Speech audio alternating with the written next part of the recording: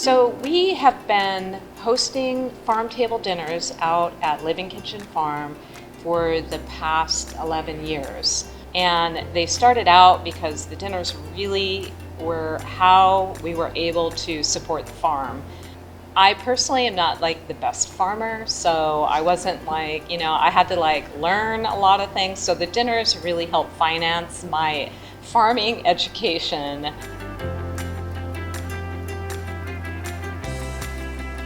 And we have been slowly building up our customer guest base through our on-farm restaurant, Living Kitchen.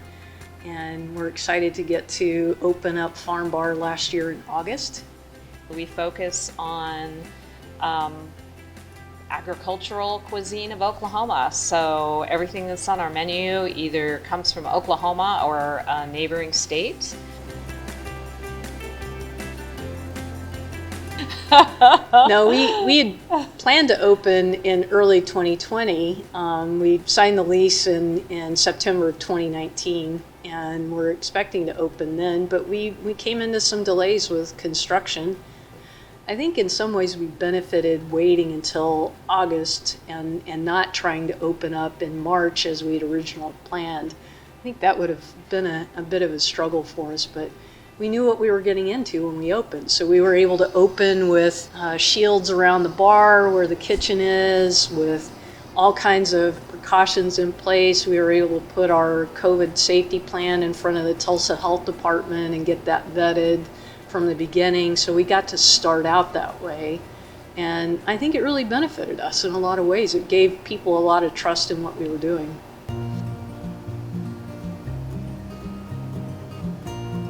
A lot of things were planted in February, some in January. And even though people still need food, there was really nowhere for the farmers to actually sell their goods. They're not set up to, deliver to a grocery store.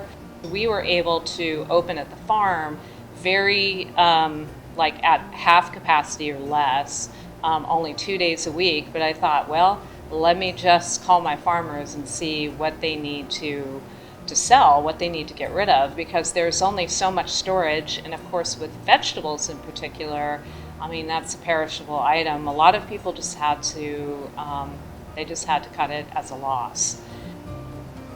We closed for several months. Just because we have one long table. So we are all about community. We are all about closeness. We had to adjust the way that we could still provide a really amazing experience, yet our staff would be safe, our guests would feel safe. What we found is that if we would take those precautions and assure people of the safety, that they came out and they were able to relax in a way that they hadn't been able to since the pandemic started. I think it's given me a lot of hope that we're still a people who crave community, and we're going to find ways to have it no matter what. Well, what I hope people learn, and what I myself it has been very reaffirming for me, is how important the local supply chain is. How it is so important to make connections with people and know where your food comes from. When you see an industrial supply chain completely, halted or completely disrupted by something like the pandemic, and you recognize how you're dependent on that, and that the local suppliers have the capacity to get the food to you quickly, your perspective shifts drastically. It's heartening to me to see that return to an understanding of where food comes from too.